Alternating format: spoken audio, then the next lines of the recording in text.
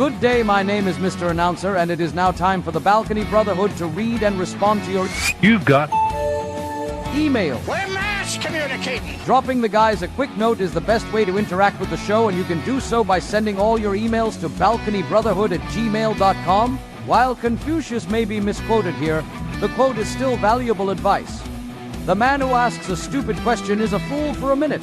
The man who does not ask a stupid question is a fool for life. Gentlemen, it is time to read your emails. Welcome to your February 2nd, 2025 email episode of the Balcony Brotherhood podcast.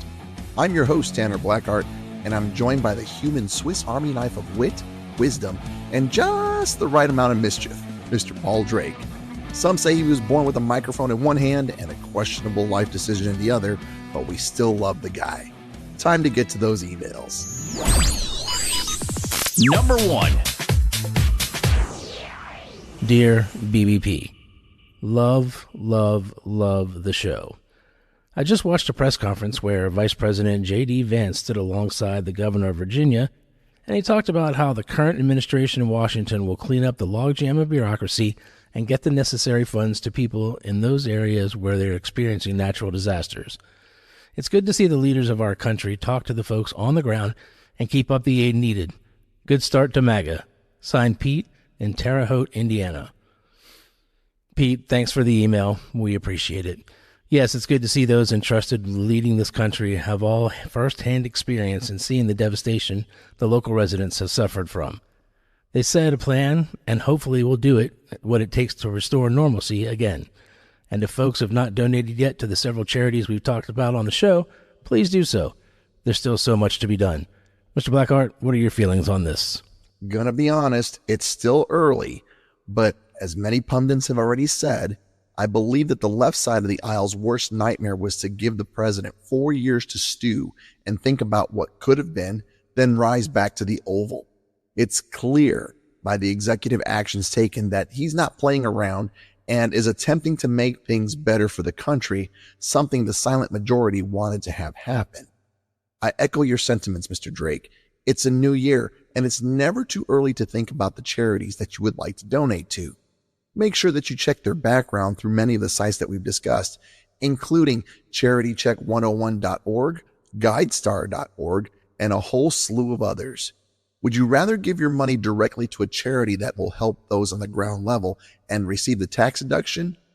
Or would you rather give your hard-earned dollars to the government that has allegedly wasted $26.3 billion tax revenue? That's the number released by Doge after a week on the job. Who knows how much more there is to find? Number 2. Hey, and this email reads, Dear Brothers, I just wanted to take Paul up on his cigar and music challenge he mentioned during the male vulnerability episode. On my own balcony, on a relaxing late afternoon, I'll enjoy an Alec Bradley Prensado, a cup of Sumatran coffee, and Donald Byrd on the turntable while it plays along with the sounds of the city below. Keep up the good work. Signed, Antoine in New York, New York. Antoine, that sounds like a very pleasant cigar experience, one that I and others would find enjoyable. I applaud all of your pairings, especially the Alec Bradley Prensado, the 2011 Cigar of the Year, and any jazz on the turntable. Mr. Blackheart, how do you smoke your cigars and listen to music? This is going to be an odd statement from me, but I don't smoke alone. Or at least I try not to smoke alone. I'm a cigar man that doesn't need to smoke a cigar. I quit cigarettes in 2007 and know what the addiction signs are for my own body. I want my cigar to be a hobby and not a need. So my personal boundary to myself most of the time is to either be doing work on the computer or to be speaking to someone else. In other words, I don't really pair my music with my cigar. To each their own, right? Number 3.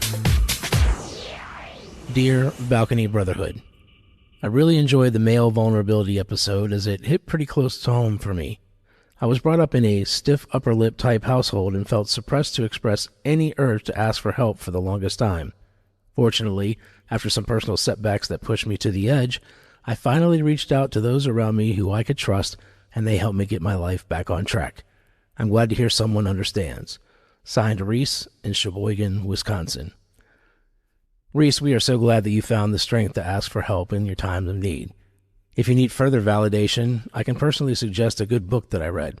It's called Radical Love by actor Zachary Levi, who starred on the TV show Chuck, along with some other credits on his resume. In the book, Levi tells his personal struggles and the lengths he went to overcome his obstacles and make his life make sense to him. You'll be able to check it out from your local library. Mr. Blackheart, what are your thoughts on this? I had a conversation with some teenagers the other day that was interesting for sure. They were feeling the agony of defeat after pouring their hearts into their entire season. They received some bad news about the postseason and were basically heartbroken. As I spoke to them in a mentoring guest coach point of view, I had to explain that male vulnerability is truly a part of healthy masculinity. 2 of the 4 young men were fighting tears, and I essentially had to take our last episode of vulnerability and compress it into 2 minutes. With each of their respective upbringings, it's clear that the "suck it up" and "I'll give you something to cry about" mantras were prevalent in the minds of these young men. They are truly fantastic kids, and I hope that I was able to impart some sage advice to these gentlemen. Number 4. Hey, and this email reads, To the balcony. Outside of Philly, Kansas City, and Vegas, does anyone really care about this year's Super Bowl? I'm quite tired of all the drama, both on and off the field in Kansas City, and being a Cowboys fan, the last thing I want to see is the Eagles win the championship. So I think I'm going to pass this year and catch up on my reading. Signed, Carter in Fort Worth, Texas. Well, Carter, I agree with your sentiments completely. I can do without any more attention being paid to the significant others and families of the players, the fact that history could be made with 3 straight Super Bowl wins, and, of course, the incredible luck that the Chiefs have, especially in winning in the waning moments of key games. All done to keep Swifty money rolling into the NFL's pockets. No thanks. Mr. Blackheart, what are your feelings on this? Super Bowl? Didn't we already see that? The Bears beat the Packers in Week 17. I didn't think there was any more football for the 2024-2025 season. I guess I was wrong. Chiefs v. Eagles, you say? Yep, I'm going to have to say fly, Eagles, fly. Because now we are in tax season, and I don't want the sweet meteor of death ruining my chances of getting my money back. Plus, now that I think about it, there's a certain commercial about a certain thing that comes from the city that starts with C, ends with an O, and in the middle is EGOT. Matthew McConaughey, he's supposedly playing Mike Ditka in the mirror, and while he looks a little bit more like Dave Wanstatt, I really want to see where Uber Eats is going with this one. Perhaps a movie sponsored by Uber Eats about the 85 Bears? Count me in for that, yeah. You know what? As a matter of fact, I'm sure Uber Eats won't care about us playing their spot. Here it is. The Bears. Sounds good, but not the man. The Bears. Here we go. The Bears. The Bears. The Bears. Oh, getting close. The Bears. No. The Bears. The Bears. The Bears. Ah, the Bears. The Bears. The Bears. Number 5. And Carter just made sure to get me this last-minute edition email. Hello, Balcony Brothers. I just wanted to write in and say my favorite cigar to smoke is a 7x70-inch cigar by E.P. Carrillo. My choice of music is really based on the mood that I might be in. Elvis Presley, Glenn Miller, and Frank Sinatra are all artists that I could listen to while smoking. As always, keep up the great work and have not only a great, but fabulous day. Sincerely, Josh L. from Louisville, Kentucky. Like I said earlier, I really don't do music and cigars much, but I know you do, Mr. Drake. Take it away, sir. Hey, thanks, Josh, for being an avid listener to the show. We too are excited about the topics for 2025 and look forward to helping men live their best lives ever. Happy birthday!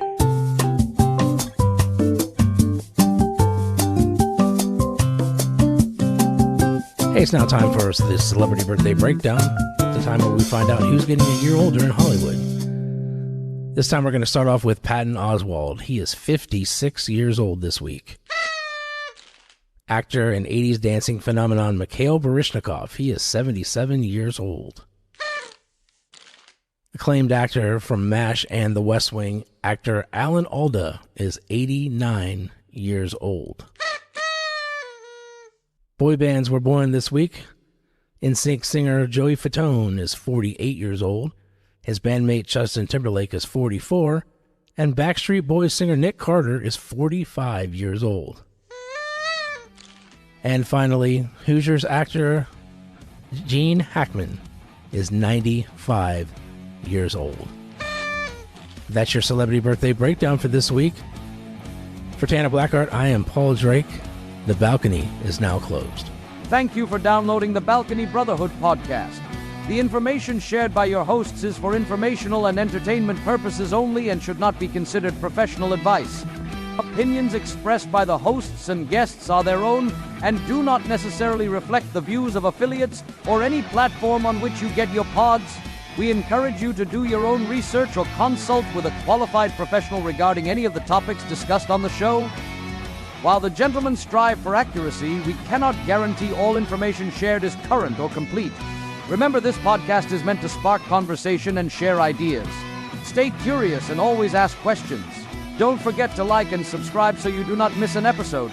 Until next time, my name is Mr. Announcer, encouraging you to be the best person that you can be. Cheerio and Hakuna Matata. It's time to embark on a journey of enlightenment with the founder of Turning Leaf Solutions, Mr. Will Becker. With a passion for personal growth and empowerment, Mr. Becker has dedicated his life to helping individuals navigate the complexities of self-improvement. His 2-minute book review, while brief, is meant to inspire, motivate, and empower you with a tool to unlock your fullest potential. Thanks for joining us here on The Balcony for my bi-weekly book review. Today I want to talk about a book that completely reshaped how I viewed the life of John Adams. The book is David McCullough's John Adams. It is more than just a biography. It's an immersive journey into the life of one of America's most underappreciated founding fathers. McCullough masterfully brings Adams to life, portraying him not just as a revolutionary leader, but as a man of deep principle, intellect, and unwavering dedication to his country. One of the most striking moments in Adams' career was his decision to stand up for the British regulars after the Boston Massacre. At a time when public anger was at a boiling point, Adams chose to defend those soldiers in court, not because he sympathized with them, but because he believed in justice and fair representation. He famously stated that facts are stubborn things, and argued that every man deserved a fair trial.